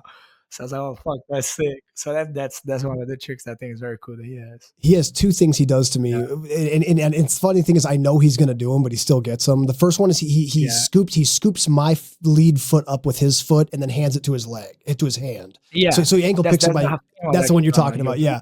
The second one is, dude, his fake guard pull. His fake guard pull to the ankle pick is like Ankle pick. it's Yeah, so his fake guard pull is just so believable. Like you're so Clean. sure he's gonna pull guard and then he doesn't. Yeah. It's like a wave motion. Yeah, That's the one thing I try to teach, and it's like I feel like that's why it's hard. It does take some athleticism to do that like properly. You can still do it. You can still do it and make more squarish, like and still work. But yeah, the more you can make that thing look very round, or like your back, your arms, everything pulls, and you dive back in. Yeah, it's cool. It is nice when people are good at it. He's really good at it and fast. He's fast and he does it. It's not like a slow motion. It's like quick. Like he's steered. He's not anymore. Yeah, he took it down. Renato, do you have any idea when your next fight might be? Do you have anything in the works or anything on the horizon for another fight coming up? Sometime in August, they're trying to lock in a date in the exact place, but you should be here in Vegas. So yeah, Las Vegas, either mid August or end of August sounds like. And also on the works to try to get another match in FPI before the end of July. So I'm gonna see if I'm gonna be able to do both or not or any. I hope I can do both. But yeah, I'm trying to get an opponent right now for jiu-jitsu and for MMA. So they right now are having a card, the same event they're making a card for June, and I think that's pretty much set. But that's gonna be soon the event. Once that one is done, then I'll probably know for sure, everything. They're probably just trying to kind of get this one out of the way, so they can start planning out the whole card. But hopefully I'll have a fight before then. So yeah, once I know, I'll let you know. Yeah, please let me. Yeah, please do, man. Please do. Renato, obviously Yeah. today we didn't play the pummel game, but you're a 4-time pummel champion anyway. So, but I do have a question though. I want to throw your way. There's this whole thing online. The first question I always ask on the pummel is, what's the largest animal you think you can beat in a fight? There's a whole thing going on in the internet right now about a debate. With the gorilla? Yeah, 100 men versus a gorilla. What is your opinion? 100 unarmed men. How does humanity fare against one silverback gorilla? In your opinion? Yeah. 100 beginner strikers as the gorilla wins. If people want to talk so much about striking in a street fight, okay, go strike a gorilla then. Let's see 100 guys strike a gorilla. Everybody loses. Everybody loses. Ain't nobody knocking out the gorilla. Hell no, dude. You punch a gorilla, probably break her hand the second you hit him. Um, uh, 100 white belts versus a gorilla. I actually give to the white belts. Honestly, they'll find a way. You think so? You think so? Okay, like dogpile the gorilla. I think 100 jiu-jitsu guys versus a gorilla, they can do it. Again, it depends how much people approach them at a time, and that's why people are talking about that, right? Like it becomes a whole science now. Like I would love to hear Mikey Musumeci answer that question, just because of the way that he talks about everything, right? He gets so deep into everything. It's awesome. That's the question to ask him. But but if what I'm saying is that like if we have enough people shooting towards the legs and enough people jumping on the back and trying to hug the arms, shoulders, eventually the gorilla is gonna have to freaking carry weight, throw people around. It's not gonna be just hitting people, biting people's head off like that easy. I think eventually, yeah, you get two guys to latch onto their neck. Eventually, you're gonna fall asleep. I think even one guy with a good rear naked choke, one guy that knows how to do rear naked choke, he waits for the right time. Wait for the 50 people to be there, like getting fucked up and getting the gorilla tired. Gorilla forgets about him. He sneaks in behind, jump on the back, gets a choke. He gets it. Like I have Jason. This is skinny freaking purple belt at my gym. If I mess it up, he has a good arm drag and he jumps straight to the back. If he's so sneaky with that he might be able to, like, sometimes you just arm drag, jump the back, choke's already there. I'm like, fuck, too late to defend. Skinny arms already deep in, the hand behind my head, too far gone. Like even a little kid, you let them choke you, like their arms are so skinny, it's gonna choke you. So yeah, we need one good jiu-jitsu guy on the mix in there. Smart jiu-jitsu guy. Definitely not a guard puller. Freaking go heel hook a gorilla. You're an idiot for that. Don't try to do that. He's gonna There's stomp no your head way. down. No, you're not going to do Yeah. anything to his limbs for sure. I should have Yeah. done research before I asked this question. I should have researched the circumference of a gorilla's neck, because you'd have to have, I imagine you'd have to be a long, lanky, I know, you have that's to be what I'm trying to figure out. got to be a It tall, would be long hard, guy. Maybe reverse triangle their head. That's gonna be hard There as you shit go. to do. That's gonna be hard too. He'll do the Like, Rampage big. Jackson, like the power bomb thing. Imagine, he'll just start slamming you like 10 times over and over. Oh, that's gonna Yeah, suck. that would be terrible. How Yeah, big is a silverback gorilla? Like, how dude. You know tall what? are I have to find out now. Hang on. I'm gonna chat GPT this really quick Yeah. here. Hang on, because they? Bro, it's all about honestly, the circumference of the neck, right? yeah. Put one silverback gorilla against Cyborg. I'll give it to Cyborg. All right, I'm gonna put, what's the circumference of a silverback's neck? All right, because this is going to be where the science really comes in here. Whether or not you can actually wrap a mataleon around the neck of a silverback. So 40 inches. So, I don't know, 40 man. inches. 40 inches. I I guess you could, huh? I don't know. Look. You gotta be hand to hand. This one, maybe the MMA. Oh yeah, okay, like like the Severn grip or the Gable, like the Severn grip. Yeah. I wish I had a tape. I don't have a tape measure here. I can't really picture 40 inches. Yeah, I can't really picture. I need a tape measure. Nah, I think you can do it.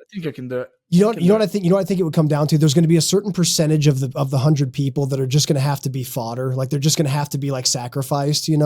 Oh yeah, 100%. Yeah, exactly. Yeah, like I said, like you need some time for some people to freaking gas him out a little bit, get him a little bit off his first instincts. It has to be very overwhelming by the time you catch him.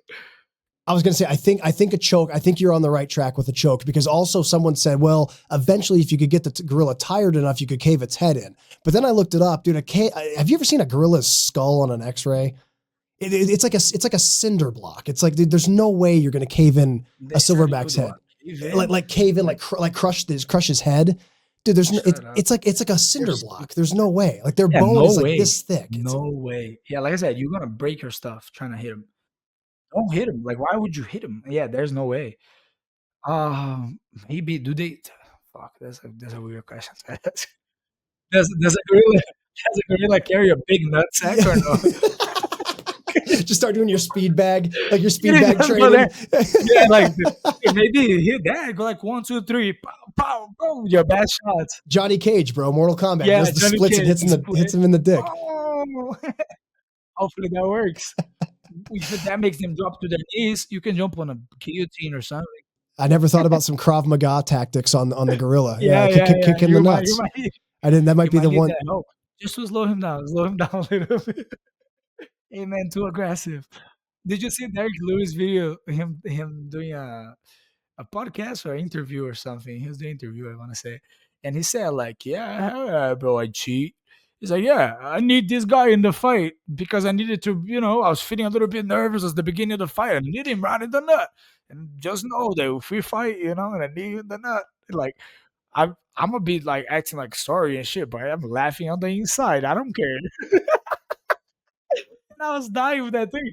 The lady, I forgot her name, the lady from the UFC, she commented on it, and she was like, "Fuck, this is the only guy that can say something like that and not lose any fans." Yeah, exactly. No, he gets more. He gets more followers for saying. He gets more followers for that. Yeah, he's funny. But he said, I poke and I always joke about that. I wouldn't do it. I promise you God. Like I won't do it like off that. Maybe if I'm freaking getting knocked out or something, and it's really bad, and I think about it. But I don't think that's like like it doesn't even come to my head in a fight. Like, oh, let me kick him in the nuts. I've done it like a few times where like it's accidental. I never even thought of like, fuck, let me hit him right there.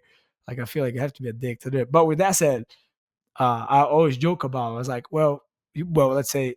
Even in jiu-jitsu, like anything, like you end up hitting them in the face. You do so you can do one time every match. You get one shot every match, dude. You choose it. Kicking them in the nose.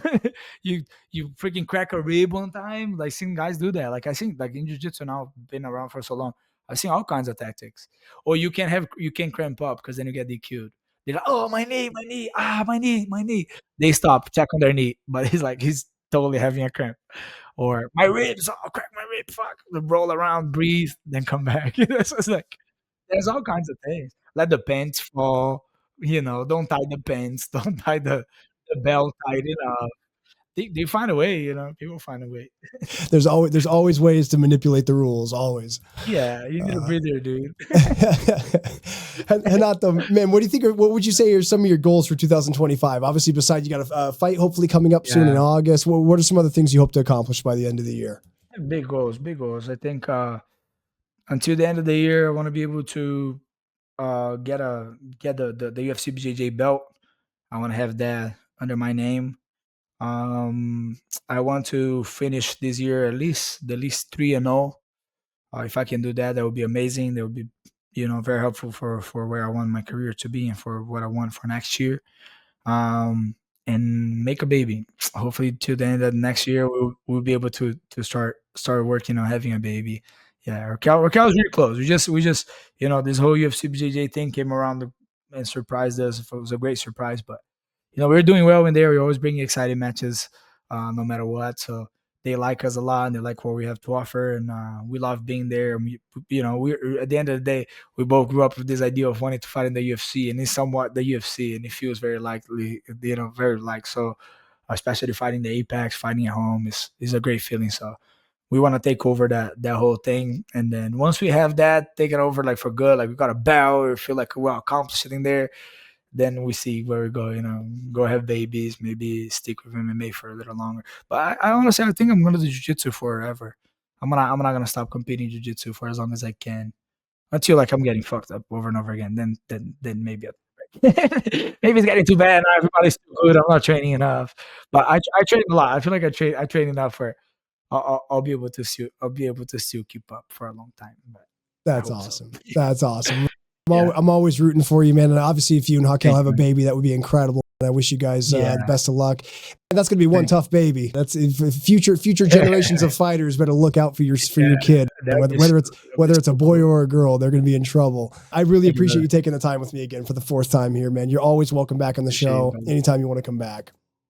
Thank you. You're awesome, man. I always have great conversations with you. Really like your podcast. Thank you, brother. Thank That you. means a lot. That means a lot.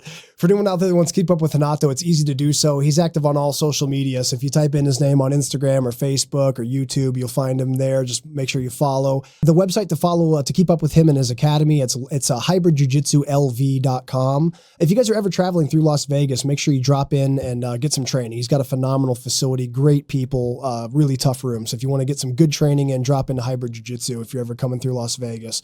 If you can't make it to Las Vegas, you can learn from Renato anywhere in the world here at BJJ Fanatics. He's got one of our best-selling instructionals. It's called 50 Shades of Armbar. So if you're wanting to improve your arm bars, that's one of the great instructionals to definitely start with. You can check that out at bjjfanatics.com. And that's going to do it for this episode, everybody. I really appreciate you tuning in. Please stay tuned for the next episode of the BJJ Fanatics podcast.